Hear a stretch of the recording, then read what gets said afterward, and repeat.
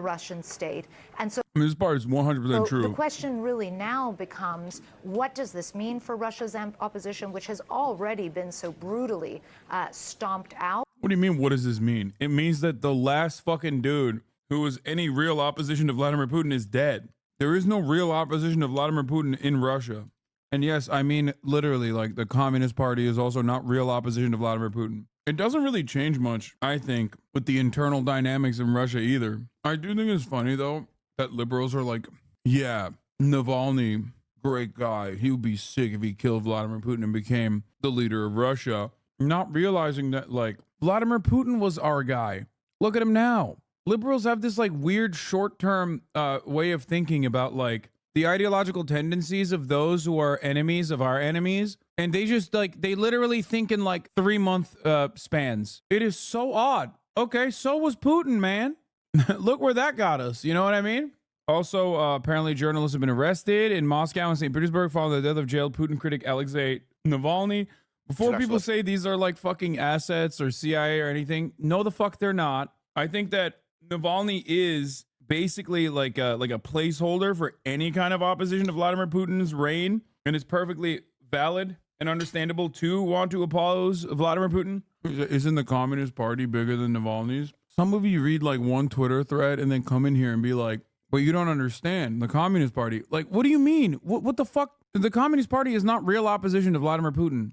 Every single party that is allowed to exist and operate without, like, being fucking poisoned is technically still controlled opposition. I know that the Communist Party is in existence in Russia. It doesn't mean anything, and they're not like a fucking real opposition party. The moment that they become a real opposition party and not controlled opposition party, they will no longer exist. Navalny was basically clip champed by state media out of context. It looked like he's far more right than he is. I'm sorry. It's going to be real hard for me to fucking get on board with that when I see the dude say that Muslims are cockroaches that need to be exterminated. That's like, what do you think was going on? You know what I mean? In that clip, like, was he like, hey guys, leading up to the fucking clip, he said, hey, everything I'm about to say about Muslims, I do not believe. This is what the opposition to me says. Muslims are actually cockroach and we must exterminate them with a gun.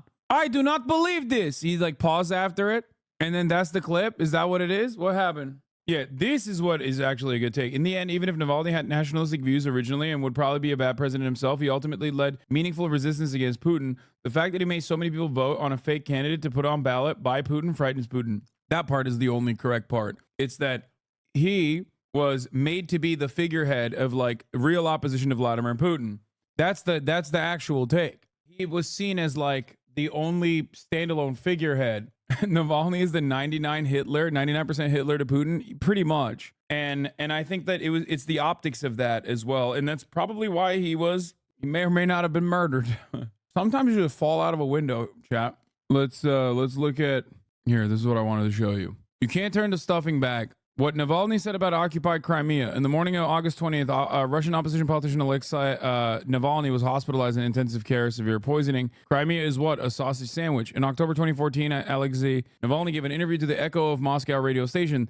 The meeting caused a stir among opposition supporters, mainly through Navalny's words about Crimea. To the question, are Crimea? The politician replied, Crimea is the people who live in Crimea, and that the peninsula was seized with a flagrant violation of all international norms, but is now part of Russia. Navalny advised Ukrainians not to deceive themselves. Crimea will remain a part of Russia and will never become a part of Ukraine again in the foreseeable future. He also said that when he becomes president of the Russian Federation, he will not return the semi-island to Kyiv. Crimea is what? A sandwich with sausage to be returned here and there, Navalny asked. Navalny's words surprised his supporters and other oppositionists. Some did not see anything new in his words, and others were disappointed by Navalny's policy. Navalny's policy shift on Crimea may be too little too late. And then he changed his attitude on it. But at that point, it's like, it's fucking bullshit. Okay, but I love what Western media says that Navalny was killed by Putin with 100% fact with evidence, regardless of if it was true or not.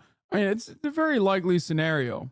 And saying that Russia is responsible no matter what for his death is 100% correct because he's in the custody of the state. It's over. When you let someone fucking die, when they're in the custody of the state, it's their fault. It's the state's fault. when he's called for them in the Even if past, they but don't we're in a directly kill different him, which I environment believe now. they probably did. You've also heard directly from Vice President Kamala Harris and Secretary of State Antony Blinken, who both said, even as they're waiting confirmation for these reports, that they believe Russia is responsible. We also know Blinken met privately with the wife of Alexei Navalny, Yulia, to express his condolences if these reports actually do pan out to be true. But it does come, as you heard from President Biden there, that he has warned Russian President Vladimir Putin directly that the consequences of Navalny dying in prison would be devastating for Russia. Now, this was before Russia invaded. What's he gonna do, bro? Actually, what's he gonna do? Like what?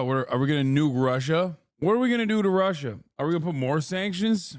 Yeah, what are we gonna do? Bomb Nord Stream? I think the real genuine issue here is that it is no longer American restraint. It's literally just like American incompetence. Problem is we already nutted with the sanctions. We busted a nut and it didn't fucking, it literally did not stop Vladimir Putin. So what do we do now? Worst of it all isn't the way that we are dealing with our foreign adversaries. The real problem is how we deal with our fucking foreign allies. The real showcase of weakness is not how we fail to deal with Russia. The real showcase of American power waning is how we deal with Israel. We can't even fucking get Israel to dial it back on the ethnic cleansing campaign a little bit. And we could, we just don't want to do it. And therefore, we're just looking like fucking assholes. My message for the situation when I'm killed is very simple. Not give up.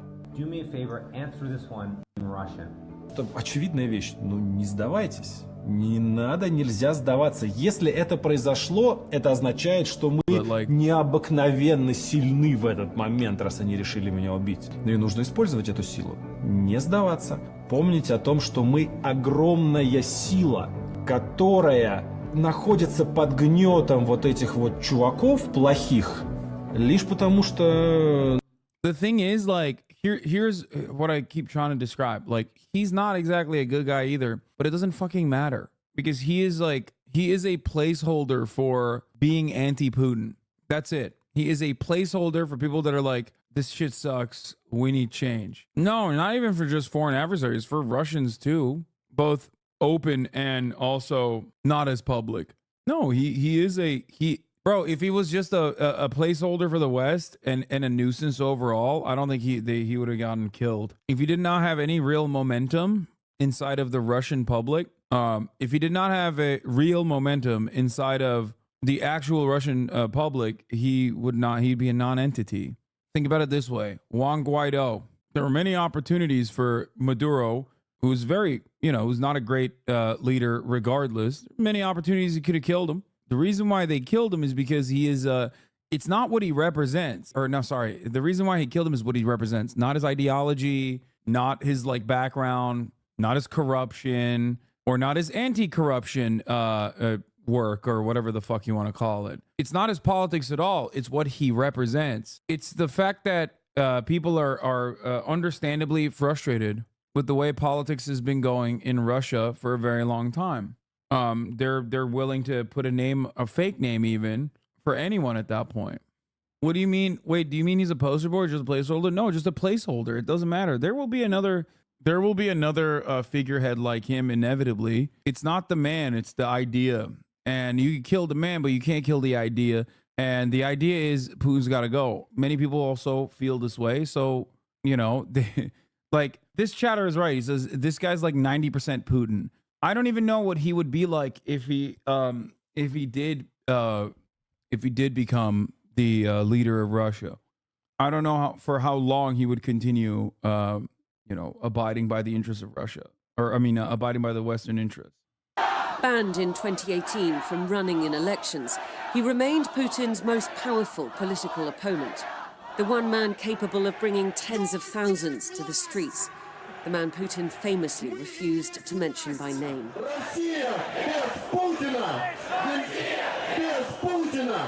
Navalny is an idea that Russia could be rich, successful, and a well-developing country, a country where we would want to live. He was stubborn, sarcastic, and charismatic.